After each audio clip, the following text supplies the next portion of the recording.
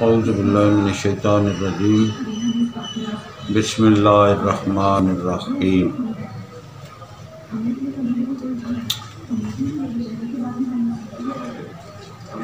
قل هو اللہ احد اللہ الصمد لم یلد ولم یولد ولم یکن لہ کفوا احد صدق اللہ العظیم وبلغنا نبی الکریم من الشاہدین والشاکرین والحمد للہ رب العالمین۔ یہ جو میں نے آپ کے سامنے ایک چھوٹی سی سورت قرآن پاک کی تلاوت کی ہے، شروع اللہ کے نام سے جو بڑا مہربان اور نہایت رحم کرنے والا ہے۔ کہو اللہ ایک ہے، اللہ بے نیاز ہے، نہ وہ کسی سے پیدا ہوا ہے نہ کوئی اس سے پیدا ہوا ہے اور نہ ہی کوئی اس کی برابری کا ہے۔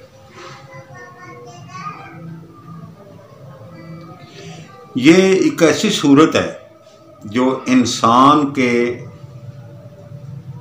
دل میں اور دماغ دونوں کو کنٹرول کرتی ہے۔ اقرار باللسان و تصدیق بالقلب، اس بات کو دل اور دماغ دونوں تسلیم کرتے ہیں۔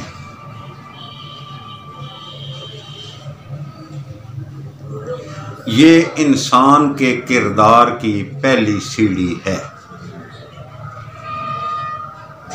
جو شخص اس پر قدم رکھتا ہے، ایک اور آیت کا مفہوم ہے، اور جس نے کہا میرا رب اللہ ہے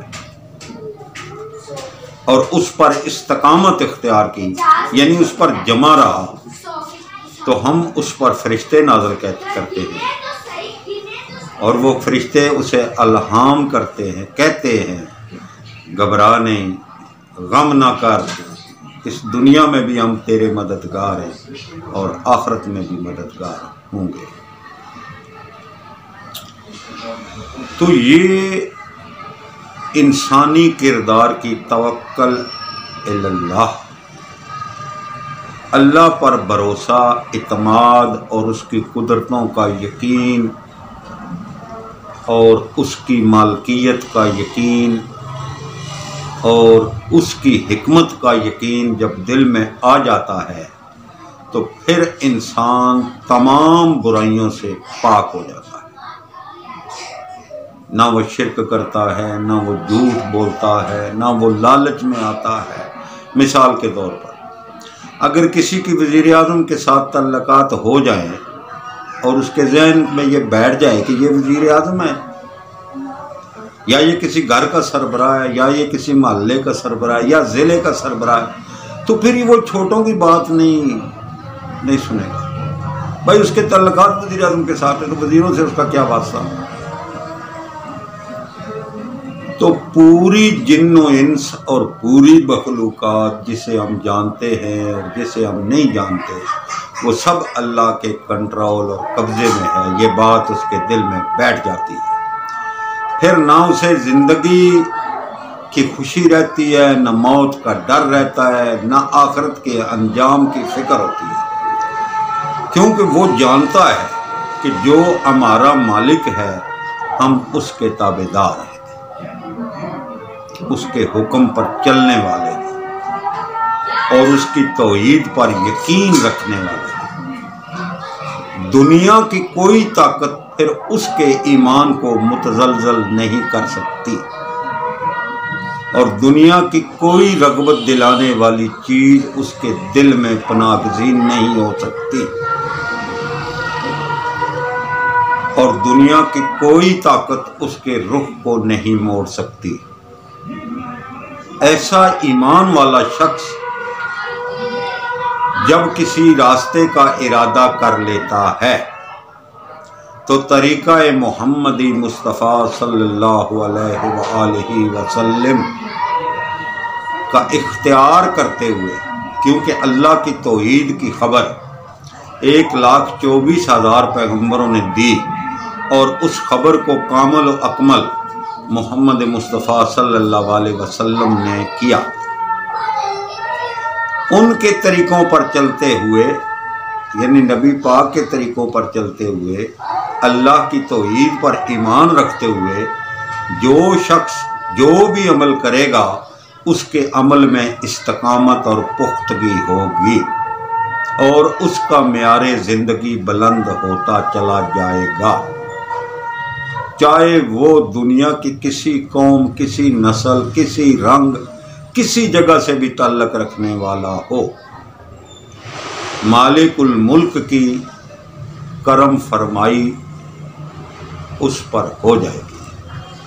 تو جب مالک کی کرم فرمائی اس پر ہو جائے گی، جو پوری دنیا کا مالک ہے اور ہر چیز کے خزانے اس کے کنٹرول میں ہیں، تو پھر اسے کیا بے چینی ہے، کیا پرسکون نہیں ہو جائے گا؟ وہ انشاءاللہ وہ پرسکون ہو جائے گا، اگر وہ اپنے عمل میں پختہ اور سچا ہے تو۔